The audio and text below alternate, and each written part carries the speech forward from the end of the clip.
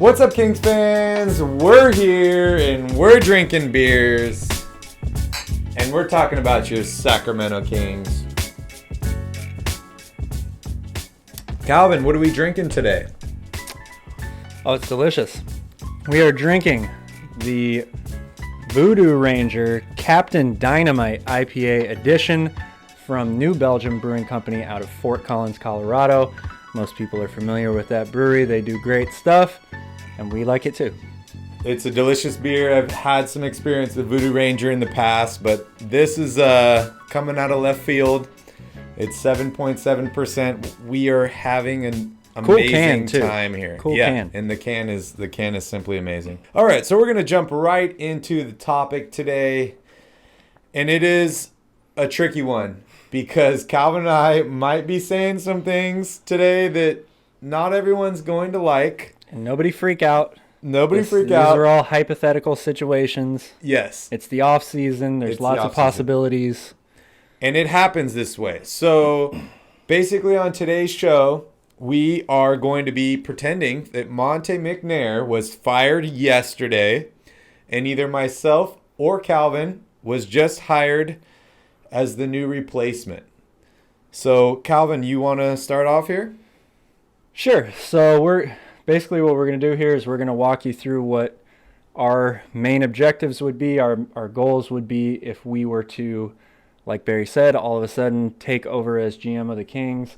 We've got the draft coming up in a couple weeks, so we have an outline for what our draft day plan is, and then we have an outline for what the rest of the offseason looks like, who we're going to attempt to re-sign, free agent targets, all that good stuff. Yes, and real quick, before we jump into that, we are giving away an autographed Marvin Bagley basketball. There's 3 things you need to do to enter in this contest. First, you need to like this video, you need to subscribe to the channel, and you need to watch it to the end, where Calvin is going to let you know what to write down below in the comments to be entered into the contest. Also, don't forget to like and subscribe this video. Make sure you turn on that notification bell so you are notified every time we put out a brand new video. So, Calvin, you want to dive right in here? All right, you're going to let me go first here, huh? Here we go. So, I'm going to start things off with a bang. Let's talk draft. I have a pretty major draft day trade that I've got going down here. It involves a lot of players. First of all, the Kings are going to send Marvin Bagley, Buddy Hield, and the 9th pick to the Orlando Magic for Mo Bamba, Gary Harris, Jonathan Isaac, and the 5th pick. Now, before anybody goes crazy, I realize that this trade is a lot, and it's probably not going to happen. But hear me out on this. Jonathan Isaac's coming off an injury, major injury, torn Achilles. Mo Bamba, I'm not really sure what's going on with him. It seems like the Magic are trying to move in a different direction. You replace Gary Harris with Buddy Hield. The Magic are in this really transitional period right now. I'm not sure what kind of direction they're going in. And you say, well, they're going to give up the 5th pick for the 9th pick. That doesn't sound like a major deal. Remember, Orlando also has the 8th pick in this draft. So this deal gets them Marvin Bagley, Buddy Hield, and then they have 2 top 10 picks still after that at 8 and 9. I think the Kings win this deal, obviously. Definitely win this deal. It's not one of those insane dream trades either. There is incentive for both teams here on some levels. Like I said, I don't think it's likely, but I think it would be a crazy trade on draft day to mix things up. Now, let's say that doesn't happen. The Kings don't move up. They stay at 9. There are 2 guys that I'm going to try to target. And I don't want to go into too much detail because Barry and I are going to do a draft special coming up in a couple weeks here, and we're going to go into a lot more detail on all the players that are involved in this deal or in this draft. That's right. But July 29th, we're live. We're going to be live. We're going to be covering the first 10 picks of the NBA draft, and we are also going to be announcing the winner of the Marvin Bagley Autographed Basketball sweepstakes. There are 2 guys that I'm looking at if I'm the Kings. My number 1 target at 9 would be Moses Moody. He's a guy that I've mentioned on this platform before. Guard out of Arkansas, 6'6". He was a freshman last year. Really came out big time in the NCAA tournament when Arkansas made that deep run. He's a complete player, great scorer, really good shooter, has defensive potential. I think he could be a great fit for Sacramento. If he's not available, another guy I'd be looking at of course, if he hasn't already gone off the board, is Franz Wagner from Michigan. 6'8", 6'9"-ish wing, very versatile, kind of has a similar game to Harrison Barnes. Very solid in a lot of areas, good with the ball, makes good decisions, can shoot. He needs to improve that. Not the greatest defender, but I think he has a lot of potential as well. My number one offseason priority for the Kings is to re-sign Richaun Holmes. I realize that might cost them a fair amount of money. I think they can get him for maybe $17, $18 million a year, which sounds steep in itself, but it may end up costing more than that. I really, really think that he is a key piece to this team, and they need to bring him back. So that's my number one priority. After that, I'm looking for bench depth. I'm looking for defense. I'm looking for shooting in the free agent market. It's not a huge free agent class, but when I looked at all the free agents, I kind of ignored all the guys who were team option, player option, restricted free agents because there's just a lot of unknown with that. We're not going to know about them for a couple exactly. weeks. We don't want to go off down too many rabbit holes here. So, guys I'm looking at for the free agent market, JJ Redick. I realize he might ask for a hefty price as well, but I think he would be a really, really awesome guy to have coming off the bench, especially if Buddy Hield is gone. You add some consistent three-point shooting. Good player, good shooter. He's been in the finals before. Exactly. Played on some great Got teams. a lot of experience. Yep. I'm looking at Alec Burks, who is a guy who used to play for Sacramento. He has had a very good season last year in New York. Good shooter, very athletic, good defender. Wing depth. I'm looking for Trey Lyles, who is an unrestricted free agent, played with San Antonio most recently. I like him a lot. Solid all-around player, good defender. He's learned from a good system in Greg Popovich down in San Antonio. And then two big men I'm looking at. Nerlens Noel. Great player. Great defender, interior. Also with the Knicks. Very similar guy to Richaun Holmes, I think, in a lot of ways. And Cody Zeller is kind of my dark horse here. I think you can get him for pretty cheap. He's been a starter in this league for a long time. He's not a guy that is going to be a major you're going to expect a lot from, but I think if he were the guy coming off the bench for Richaun Holmes, that would be a solid backup center to have. I know it's out of left field. I don't really see the Magic going for that deal.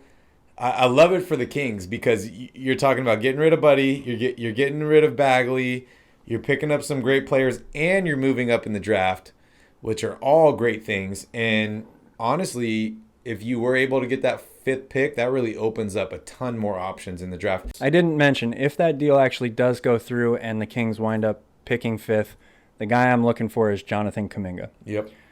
Played with the G League Ignite team. He's a super hot draft prospect at the moment.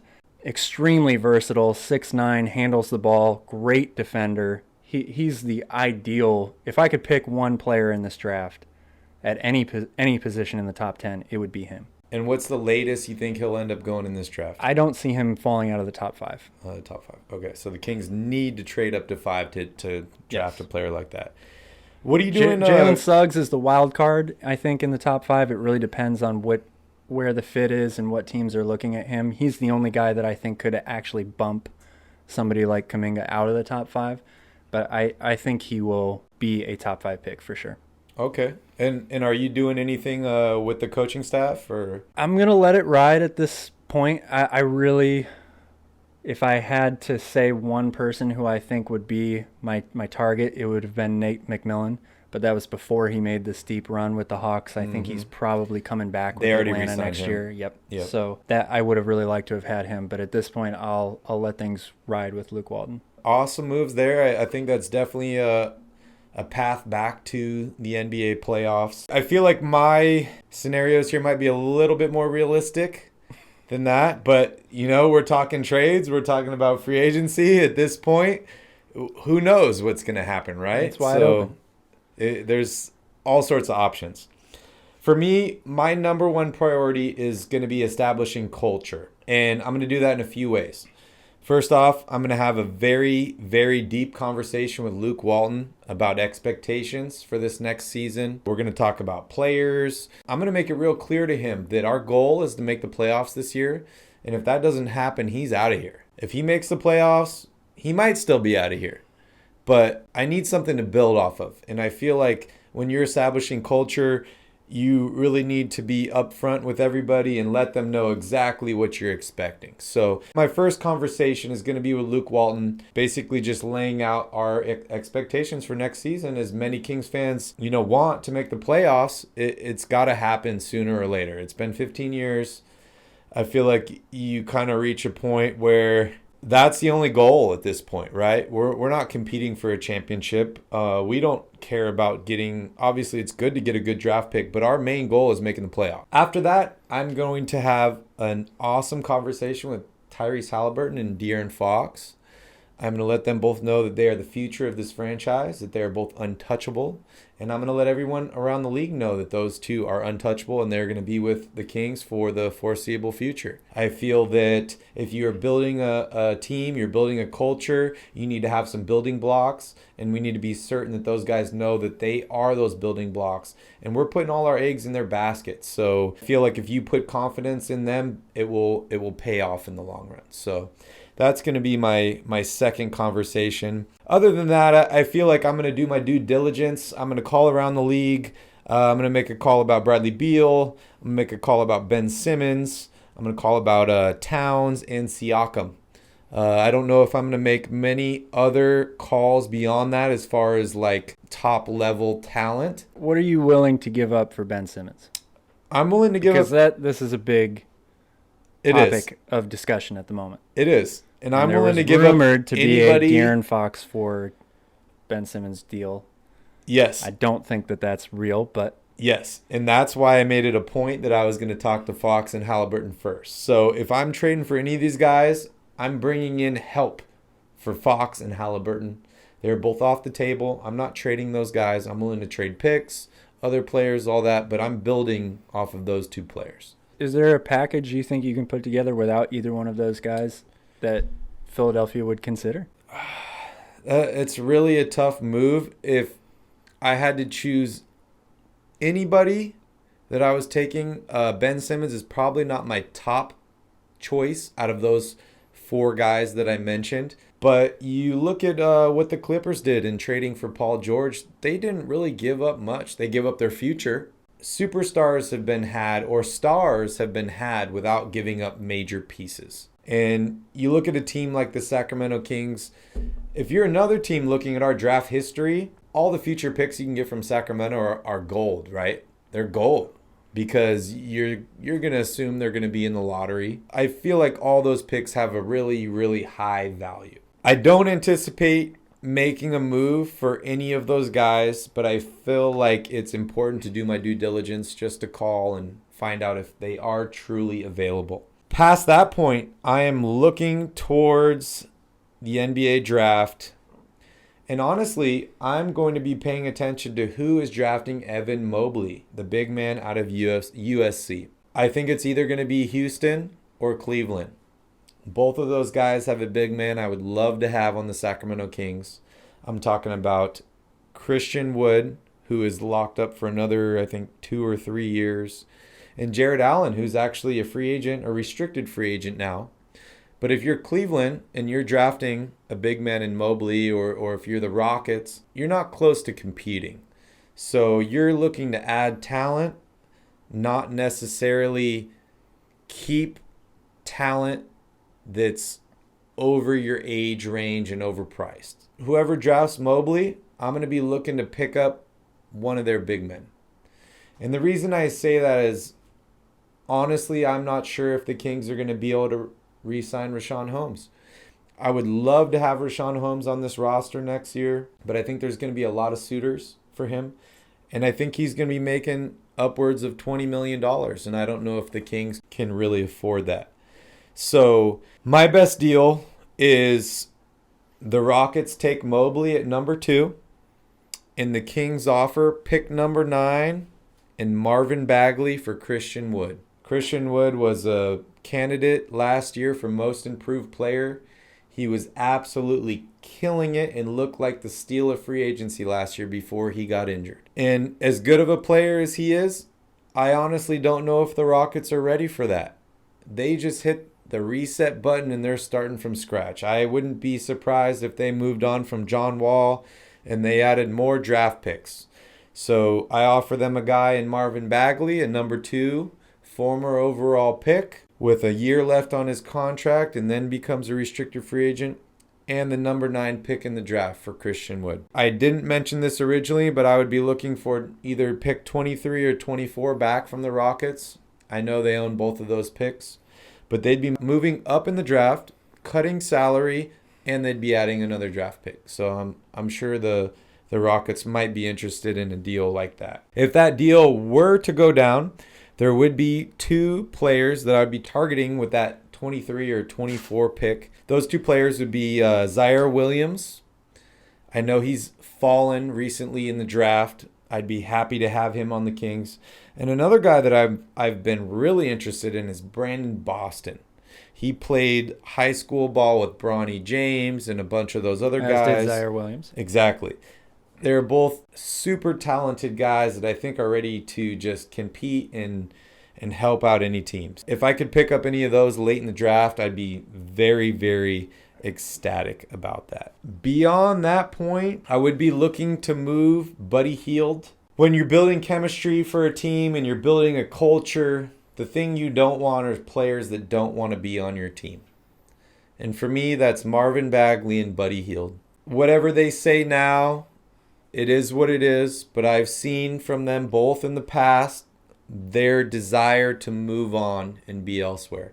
I don't feel that way about Tyrese. I don't feel that way about De'Aaron Fox. There's a lot of guys on the Kings roster that I would love to have because they want to be here in Sacramento.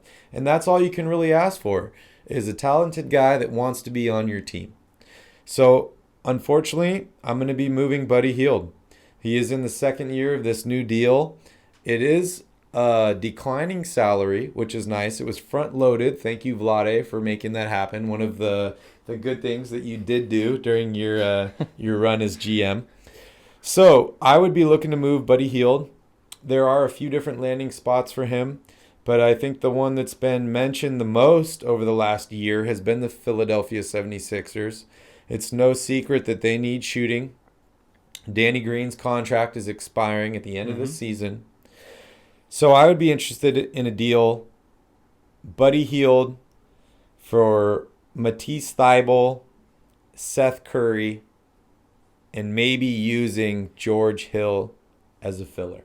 I honestly don't know if the Sixers are ready to move on from Seth Curry, considering he started a bunch of games this year. Into a major role there. He shot very well this season, and his connection with Doc Rivers and all that stuff. But that would be a guy. I'm not really sure about Matisse Thybulle either. It still seems like True. the Sixers like him a lot. And it's true. So. But he doesn't play more than 20 minutes, and he averages less than 5 points a game. So I feel like Matisse is at least there for the taking. And then my next move is going to be bringing back Terrence Davis. I really liked what he brought to the Kings this year. He brought defense, he brought shooting, he brought energy, all the things that the Kings were lacking at the first half of the season.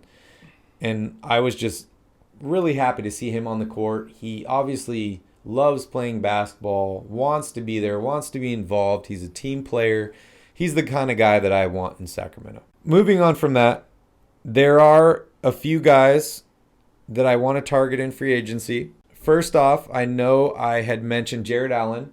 This would be if the Houston Rockets did not end up taking Evan Mobley and he fell to the Cavaliers at pick 3. I would love to do a sign and trade with the Cavaliers for Jared Allen.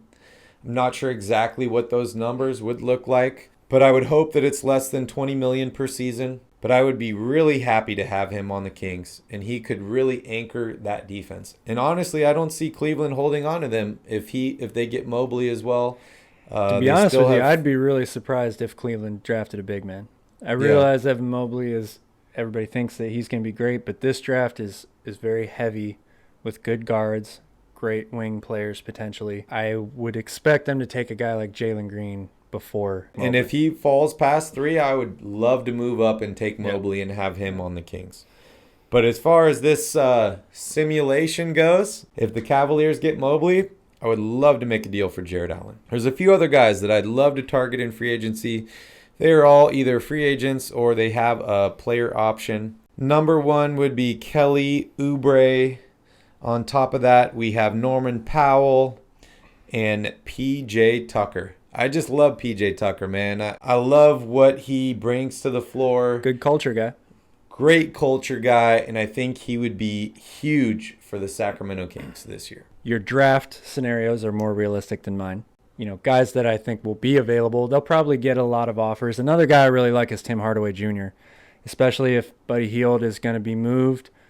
You know, Hardaway is a guy who you will probably have to pay a fair amount. You won't get him for much of a discount. Maybe not as great of a shooter in spurts as Buddy Hield, but a more consistent, I would say, shooter, more consistent scorer, especially for the last 3-4 years. You know, he had a slow start, but Tim Hardaway Jr., when you think about that Michigan team, there were a lot of really, really high draft picks and high potential players on that team. He's ended up being the best pro out of any of them. Yeah, and it's funny, you mentioned Tim Hardaway Jr.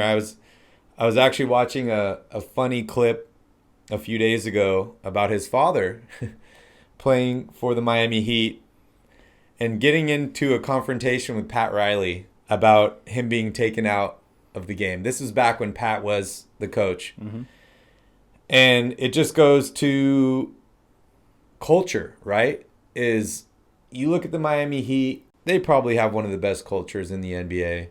It doesn't matter who's on that team. The culture is the same. And it all starts with Pat Riley. And there's a funny quote where Tim Hardaway is pissed about being taken out of the game. And Pat Riley simply says to him, "You're just mad because I took your raggedy ass out of the game." And I love that because honestly, that's what the Kings need. Is they need a guy that's there, that's going to develop that culture. And it doesn't matter. He's not going to be bullied by any players and what they want and what they like online and all that stuff. They need a hard-nosed guy that's going to stand in there and he's going to say, this is how it's going to be. And you're either in or you're out. For me, Marvin Bagley, Buddy Hield have shown to me that they're out. And I only want guys that are going to be in. If we're making the playoffs, you look at a team like the Phoenix Suns, one of the worst teams in the league last year. You look at them now, they're probably one of the best overall teams in the NBA. They play together. They have great chemistry. They have a great culture. Chris Paul did that for that team. I don't want to take anything away from them in the bubble. Yeah, I don't want to take anything away from them in the bubble. 8-0, all that. I agree with you. They were very well on their way to that. Right time. So one guy I actually forgot to mention, he's on my free agency wish list, is Serge Ibaka. He also goes by the Surge Protector, my favorite nickname in the NBA, or Serge Ibaka. I like that one. He is a free agent with the Clippers. I think he has a player option, but I would love to pick him up on the Kings. He is the inside defensive presence that the Kings need. Especially if we're getting rid of Marvin Bagley. I would love to have him. And if you're not going to resign Rashawn Holmes, too. Yes. I'd love to have him as a starting 4 or have him coming off the bench if Harrison Barnes is going to take that 4 position. And another guy who's actually on the roster already and I think he's on a partially guaranteed contract for next year, is Chimezie Metu. Many Kings fans loved the energy and athleticism and highlight plays that they saw from Metu this year. I know he was sidelined by some injuries and stuff like that, but I, for one, would love to have him on the Sacramento Kings next year. That's the thing about this. You know, Barry and I, you can tell we had a lot of fun with this exercise. This is something that we like to do in our spare time. We play 2K. We love the front office mode. We make all the crazy trades. And, you know, when I was sitting down to think about what my outline for this was going to be, my thought process was the Kings need to take some chances. They need to swing for the fences a little bit. Yes. They're on, you know, we keep saying this, they're on the cusp of being a playoff team. They're getting better, even though it might not look like it at times. There were times this season when I watched this team play and I said, this team is going someplace. You know, they had the same feel of what Phoenix has done from last year to this year. Maybe not to the same level or scale, but you got the sense that De'Aaron Fox is becoming a major star in this league. Tyrese Haliburton was exactly the player that they needed to draft. Yep. So they're close, which means that you got to make some aggressive moves here. And it's difficult to be in a small market like Sacramento to do some of those things. But I think they need to be aggressive in the offseason. And Monty McNair has mentioned many times that he wants to be financially responsible. I think that's a smart move overall for a small market team, but I also think that you can still take some chances here and there to try and get this team over the hump. That's really all they need is one playoff appearance, not even a playoff run. They need a playoff appearance. They could get swept in the first round, and we would all sit here and say that was a successful season. Yep, that is very true. And what do they say? The definition of insanity is doing the same thing over and over again and expecting different results. And that's something the Kings have done, right? Is they need to make some moves. They need to take some chances. I honestly really love what Monty has done so far with this team. Him being theoretically fired yesterday and me hired is nothing against him, because honestly, a lot of my moves are based on his style. And I would go into the draft with the best available attitude, but I would have other things that I'm trying to do too. And best available for me is more of a fallback. And I don't know if you guys watched our podcast on Thursday, but we talked all about De'Aaron Fox and how he could potentially be an all-star next season. But in all honesty, De'Aaron Fox needs some help. He has Tyrese Haliburton on the team now. Everybody in this league needs help. It's a team game, right? So the Kings got to do whatever they can to keep De'Aaron Fox happy. They got to do whatever they can to get him some help. And I honestly think that De'Aaron Fox is the guy that will bring the Kings back to the playoffs. He's stated it over and over. He wants to be with this team. He's been patient. He hasn't had any crazy outbursts against the team and all this drama and all that. Like, De'Aaron Fox is the perfect player for the Sacramento Kings. And we need to do our job and surround him with talent so that we can end this playoff run or this playoff drought. I agree. And it's going to be hard. It's going to be hard. The Western Conference, we talk about it all the time, how good it is from top to bottom. And not just how good it is from top to bottom, but you think about all these teams in the West that are good. They're young. Yeah. The Suns are in the finals right now. They're really young, except for Chris Paul. Everybody else on that team is super, super young. The Mavericks, Luka Doncic is still a baby. He's younger than De'Aaron Fox. All these teams, New Orleans, the Grizzlies are super young. They were right on the cusp of the playoffs this year. So it's not going to be easy. There's going to be a lot of battles for many, many years. We felt like last year was the year. But when you're close, you feel like that it's going to be the breakthrough year at any moment. So, and you can't get complacent, right? You can't get complacent, say we're close. And you got to draft well. Yes. What have all these teams that I just mentioned done in the past couple of years? They've drafted extremely well. James Jones just won Executive of the Year with all the moves that he's made. Mikal Bridges, I'm super high on. Devin Booker obviously was a fantastic pick. DeAndre Ayton turned out to be the right pick for them at number one when they could have taken a lot of other players. You know, you've got the Hawks. I know they're in the East, but they're super, super young. They're going to be good for a long time. The Grizzlies are all really young. So it's not going to be easy. It's not. And it's still yet to be told whether this season is a abnormality in the fact that the short off season and COVID and all this stuff was an advantage for these younger teams, right? True. But in the reality, these younger teams are stacked with talent, and they're getting older every year, and they're getting better every year. And those are the teams the Kings are going to be. And they're getting experience too, which the Kings are not getting because they're not making the playoffs right now. Exactly. So they need to do whatever they can to get some talent around De'Aaron Fox. Monte McNair's got to make some moves this offseason. I, for one, am very excited because I think we are going to be in for a whirlwind of the next few weeks in trades and moves going down. And I really hope the Kings can capitalize on this. I'm happy with the front office that they currently have and the people they brought in. So I'm very confident in that. Please let us know down below in the comments what you would do if you were the GM of the Sacramento Kings this season. Whether you would trade a guy, whether you would draft a guy. Don't hold back. Be as detailed as you can possibly be if you want to. Step in his shoes. Because we love to hear that stuff. Step in his shoes. Figure out what you're going to do and let us know down below in the comments. And hey, we might comment. We might feature your trade or your draft proposal on the show next week. So Exactly. And while you're at it, in the comments, you're already typing in there, you want this Marvin Bagley basketball. All you have to do is finish up your comment with the number 35, and you're automatically entered into winning this ball. We will give it away, as Barry said before, on draft day, July 29th. July 29th during our live stream of the NBA draft. Thank you all for joining us this week. We will see you all next time, and go Kings. Go Kings.